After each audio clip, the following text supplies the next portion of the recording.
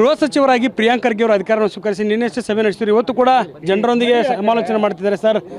ಗೃಹ ಸಚಿವರಾಗಿ ಅಧಿಕಾರ ವಹಿಸ್ಕೊಂಡ್ರೆ ನಿನ್ನೆ ಸಭೆ ಮಾಡಿದ್ರು, ಇವತ್ತು ಜನರ ಜೊತೆ ಮಾತಾಡ್ತಿದ್ರಿ ಸರ್. ಹೇಗಿದೆ ಹೊಸ ಖಾತೆ? ನೋಡಿ, ಇದು ಭಾಳ ಜವಾಬ್ದಾರಿಯುತ ಸ್ಥಾನಮಾನವನ್ನು ನಮ್ಮ ವರಿಷ್ಠರು ನಮ್ಗೆ ನೀಡಿದ್ದಾರೆ. ಇದು ಖಂಡಿತವಾಗೂ ಭಾಳ ಒಂದು ಆಳವಾದಂಥ ಇಲಾಖೆ ಮತ್ತು ವಿಸ್ತಾರನೂ ಕೂಡ ಜಾಸ್ತಿ ಇದೆ. ಸೊ ಇದು ತಿಳ್ಕೊಳ್ಳಿಕ್ಕೆ ಇನ್ನೂ ಒಂದು ವಾರ 10 ದಿನ ಬೇಕಾಗುತ್ತೆ. ಅದಾದಮೇಲೆ ಒಂದು ನೀಲಿ ನಕ್ಷೆ ತರ್ತೀವಿ. ಯಾಕೆಂದರೆ ಹಿಂದೆ ಡಾಕ್ಟರ್ ಪರಮೇಶ್ವರ್ ಸಾಹೇಬರು ಭಾಳ ಯಶಸ್ವಿಯಾಗಿ ನಿರ್ವಹಿಸಿದ್ದಾರೆ. ಅವ್ರು ಹಾಕಿದಂಥ ಒಂದು ಹಾದಿ ಮೇಲೆ ಇನ್ನೂ ಒಳ್ಳೆ ರೀತಿ ಹೇಗೆ ಕೆಲಸ ಮಾಡ್ಬೋದು ಅದನ್ನು ನಾವು ಮಾಡ್ತೀವಿ. ಸರ್, ಸದ್ಯಕ್ಕೆ ಸವಾಲುಗಳು ಎಣಿಸಿದ್ದು ಸರ್. ನಿನ್ನೆ ಸಭೆ ಮಾಡಿದ್ರಿ ಆಫೀಸರ್ಸ್ ಜೊತೆಗೆ. ನೋಡಿ, ಸವಾಲು ಇದ್ದಿದ್ದೆ ಅಲ್ಲ. ಯಾವುದೇ ಇಲಾಖೆ ಇದ್ರೂ ಕೂಡ ಜನರ ನಿರೀಕ್ಷೆ ಭಾಳ ಇರುತ್ತೆ. ಸೊ ಸರ್ಕಾರದಲ್ಲಿ ನಾವು ಹೇಗೆ ಮಾಡಬೇಕು, ಏನು ಮಾಡಬೇಕು, ಮತ್ತು ಜನಪರವಾಗಿ ಯಾವ ರೀತಿ ಆಡಳಿತ ಕೊಡಬೇಕು, ಅದು ಯಾವಾಗಲೂ ಸವಾಲೇ ಇರುತ್ತೆ. ಜನರ ಏನು ನಿರೀಕ್ಷೆ ಏನಿದೆ ಅದನ್ನು ನಾವು ಮೀಟ್ ಮಾಡೋದು ಸ್ವಲ್ಪ ಕಷ್ಟ ಆಗುತ್ತೆ. ಬಟ್ ಪ್ರಾಮಾಣಿಕವಾಗಿ ನಾವು ಪ್ರಯತ್ನ ಮಾಡ್ತೀವಿ.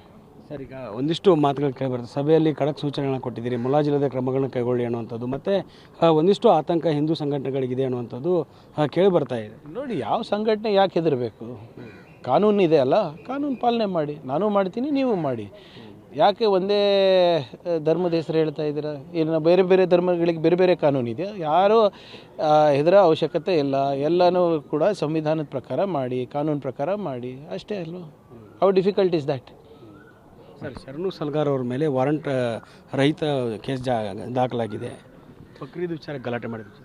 ನೋಡಿ, ಯಾರೇ ಇದ್ರೂ ಕೂಡ ಕಾನೂನನ್ನು ನೀವು ಕೈಗೆ ತೊಗೋಬಾರ್ದು. ನೀವು ಕೂಡ ಬೇರೆಯವ್ರ ಥರ ಏನು ಈ ವಿಜಿಲ್ಯಾಂಟಿಸಮ್ ಇರ್ಬೋದು, ಬೇರೆ ಬೇರೆ ರೀತಿಯಾದಂಥ ಚಟುವಟಿಕೆಗಳು ಮಾಡಿದ್ರೆ ಅದು ಸಮಾಜಕ್ಕೆ ಒಂದು ಒಳ್ಳೆಯ ಸಂದೇಶ ಕಳಿಸೋಂಗಿಲ್ಲ. ಅದು ಸಂಪೂರ್ಣವಾದಂಥ ನನಗೆ ಮಾಹಿತಿ ಇಲ್ಲ, ತರಿಸ್ಬಿಟ್ಟು ಮಾತಾಡ್ತೀನಿ. ಸರ್, ಇವತ್ತು ಜನರ ದಿನ ಭೇಟಿ ಆಗ್ತೀವಿ. ದಿನ ಭೇಟಿ ಆಗ್ತಾರೆ, ದಿನ ಬೇಡಿಕೆ ಇರ್ತದೆ. ಬನ್ನಿ. Thank you.